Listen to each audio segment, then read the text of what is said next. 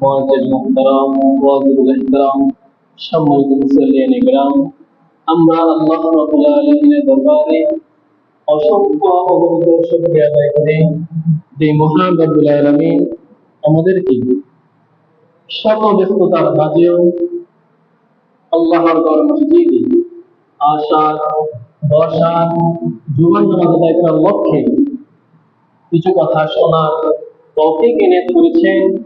সেই মহান মনিবের দরবারে হৃদয়ের সবটুকু ভালোবাসা ভালো লাগা উজাড় করে অন্তর অন্তঃস্থল থেকে আকাশ বাতাস সমন্বিত করে অন্তর অন্তঃস্থল থেকে সকলে এই কালিমাতে শুকর একবার করে নেই আলহামদুলিল্লাহ। প্রশংসা করেছি কার? লাভ হয়েছে কার? আমাদের। প্রশংসা করেছি আল্লাহ, লাভ হয়েছে আমাদের। অথচ দুনিয়াতে যদি আপনি কোনো নেতার প্রশংসা করেন, দুনিয়াতে যদি আপনি কোনো মানুষের প্রশংসা করেন, প্রশংসিত হবে কে? ওই মানুষ, ওই নেতা। কিন্তু আমরা প্রশংসা করেছি আল্লাহ, প্রশংসিত হয়েছি আমরা, লাভ হয়েছে আমাদের। আর আপনি যদি দুনিয়াতে কোনো নেতার প্রশংসা করেন, ওই নেতা যদি পাপী হয়, খারাপ হয়, চরিত্রহীন হয়, তাহলে আল্লাহ রাব্বুল আলামিন রাগান্বিত হয়ে যায় এবং আল্লাহ তাআলার আরশ কেঁপে ওঠে। বলেন নাউযুবিল্লাহ।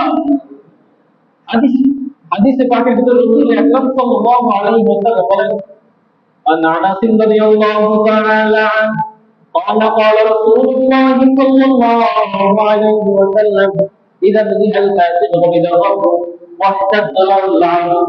রাসূল আকরাম সাল্লাল্লাহু আলাইহি ওয়াসাল্লাম জানিয়ে দেন, যখন দুনিয়াতে কোনো পাপীর লোকের প্রশংসা করা হয়, আল্লাহ রাব্বুল আলামিন রাগান্বিত হয়ে যায়। শুধু এখানেই শেষ নয়,